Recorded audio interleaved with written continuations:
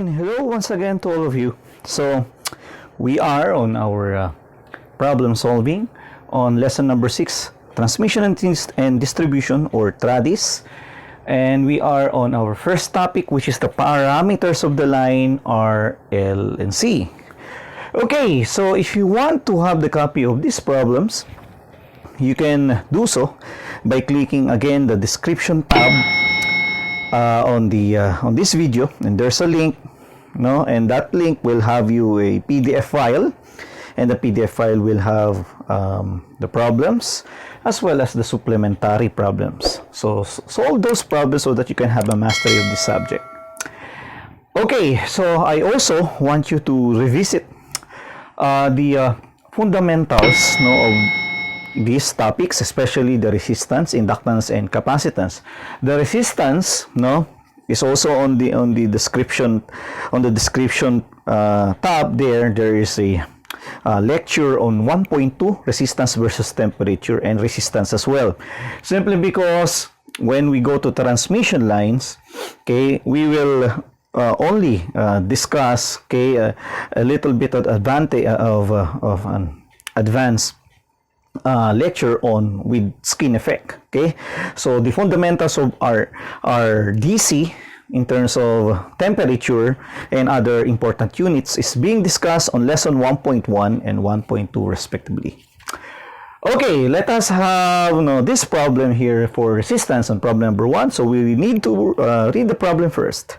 Okay, problem number 1. A copper conductor has a specific resistance of 1.6 times 10 to the negative 4 ohm centimeter at 0 degrees centigrade, and a resistance temperature coefficient or temperature constant of 1 over 254.5 per degree centigrade at 20 degrees centigrade as well. Determine the following. We need to solve letter A, specific resistance at 60 degree centigrade, and letter B, the temperature coefficient of resistance at 60 degrees centigrade. So we need to discuss a little bit again of recalling some variables. Okay, when you say rho here, resistivity, and this is the temperature coefficient, so this is the temperature coefficient. Okay, this is the given on the problem. You have that resistivity at 0 degree and that temperature coefficient at 20 degrees centigrade.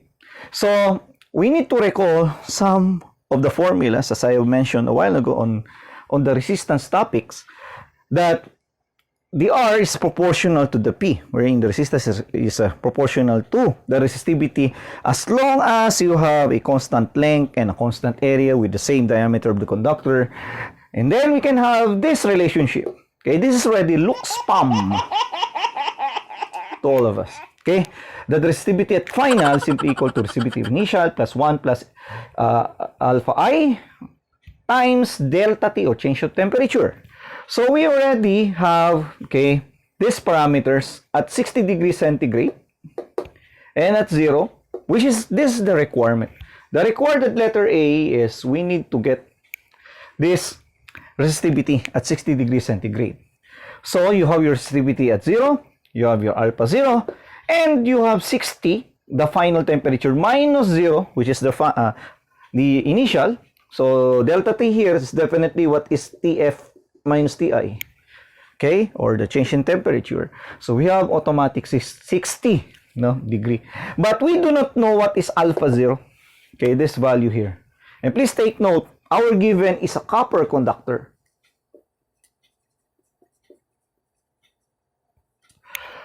Okay, let us have another recall. So this is important. That's why you need to go back to those principles, that you need to get alpha T as well, by having, this is the temperature coefficient at different temperatures. Alpha T is equal to alpha 0 all over 1 plus alpha 0 times T. We already derived and discussed this one. Okay, or you can get alpha 0 here in terms of alpha T and T. Of course, you can arrange the equation, and hence we can have this another form to get alpha 0. And then just substitute variables. But what I did on the solution is since you have alpha T is 1 all over 254.5 at 20 degrees centigrade, you have alpha 0, 1 plus alpha 0 times 20. You can use your ship solve in your calculator to solve for alpha 0 since this is algebraic. So, hence you can get alpha 0 is 0.004264 per degree centigrade. Or, chipips kapatid. Chipips. What's the chipips solution or the much simpler solution?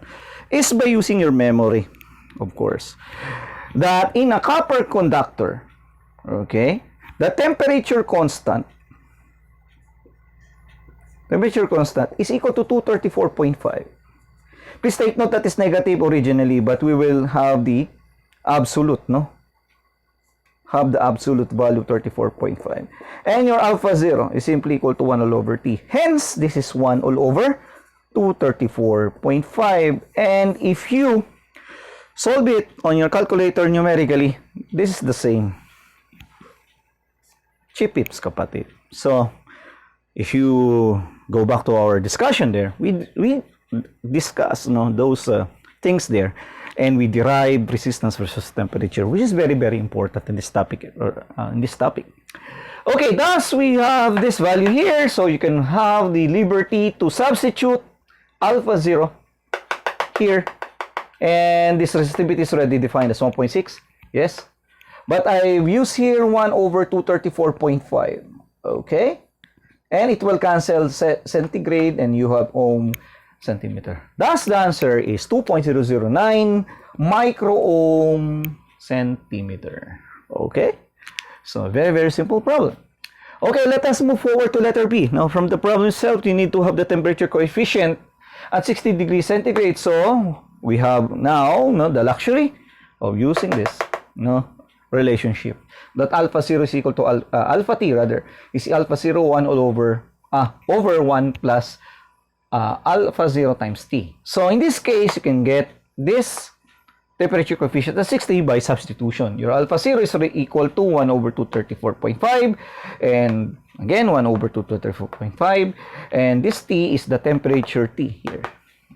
And solving it in your calculator, the answer is 0.003395 per degree centigrade. So we can now move forward to problem number 2. Now, let us solve the next problem, which is problem number 2. So, let's read the problem first. Problem number 2. The tables of an electrical characteristic shows all aluminum marigold stranded conductor lists a DC resistance of 0.01558 ohm per 1,000 feet at 20 degrees centigrade, and an AC resistance, no, of 0.0956 ohm per mile at 50 degrees centigrade. The conductor has 61 strands and it has a size of 1.113 times 10 to the 6 C-mil or circular mil. Verify the DC resistance and find the ratio of the AC to DC resistance, and we let the specific resistance at 20 degrees centigrade at 17 ohm C-mil per feet. Okay, so again, no, as we read the problem, those units like circular mil or ohm circular mil per feet are already discussed on resistance units. So hence, we already have an idea on how to solve the problem. Okay, the first requirement is we need to verify DC resistance. So we have here our DC at 20 degrees centigrade. We have this value here, and we have 61 strands. So what we have described, no, on our last module or on our last discussion on resistance is we have an effect on the resistance if we have 3 or more or 4 or more, right? So if you have 4 or more, you have a 2% increase because of the effect of the spiraling effect. Okay, thus we already have an idea what's the meaning of that 61 strands. Then the total area is given as 1.113 times the negative times 10 to the 6 C-mil, and the resistivity, which is a constant. If there's no given on the problem regarding the resistivity, please take note, this is already a constant, right? 17 ohm C-mil per feet. We use C-mil simply because our area is C-mil as well. And we have the RAC here as 0.0956 ohm per mile. Okay, we need to verify the DC resistance first. So we have this equation here, rho L over A. But you need to multiply it by the so-called, the spiraling effect, right? So the spiraling effect is Ks, on what we have described on the last module, and Kp is the effect of skin effect, right? So Ks or Kp. But anyway, guys, whatever happens, Kp and Ks are just variables. So if not mistaken, hopefully I'm correct, that is Kp. But anyway, you need to multiply, this variable here, Kp, which is the skin effect formula, the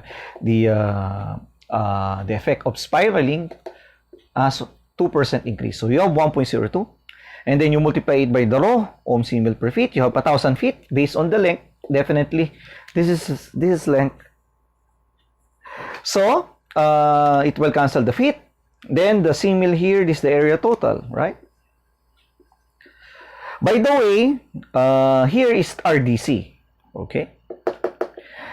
Now, in this case, we can solve it numerically. Using your calculator, you can solve it. And we have here 0.15579, or approximately the same.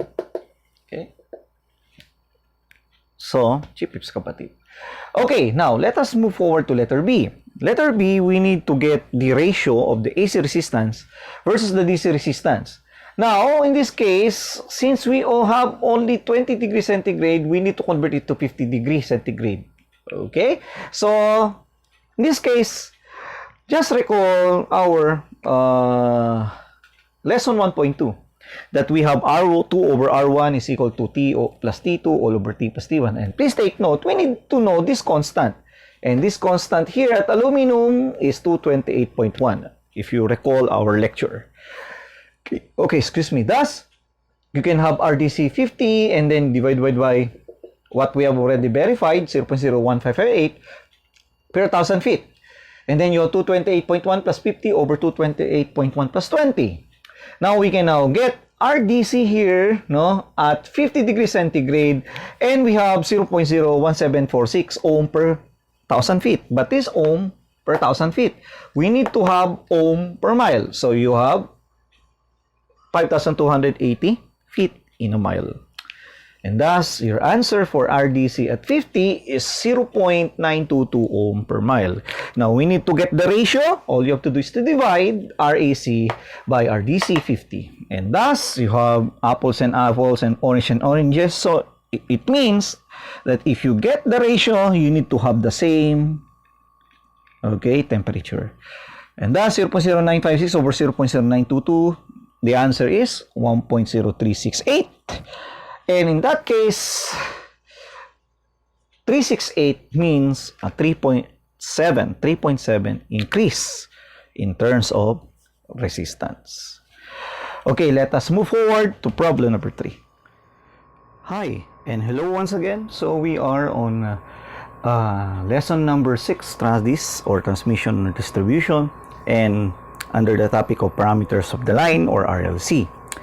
We are on problem number 3, so let us read number 3. An all-aluminum conductor is composed of 37 strands, and each having a diameter of 0.312 centimeter, and it has a length of 5.3 inches. Compute for the equivalent MCM cross-sectional area and the DC resistance of this conductor. Okay, we are here on getting the area first. So I did not jot down the given. So I already go to the solution proper. So the area of the circle, we already know that that is pi all over 4d squared. Since the diameter of the problem is 0.312 in centimeter, so all you have to do here is to convert the 0.312 centimeter to its corresponding inches, and then from the inches, convert it to mils, and then from the mils, it will be converted to square mil and we can convert it to circular mill. Okay, for this, okay, we have 0.312 centimeter, no?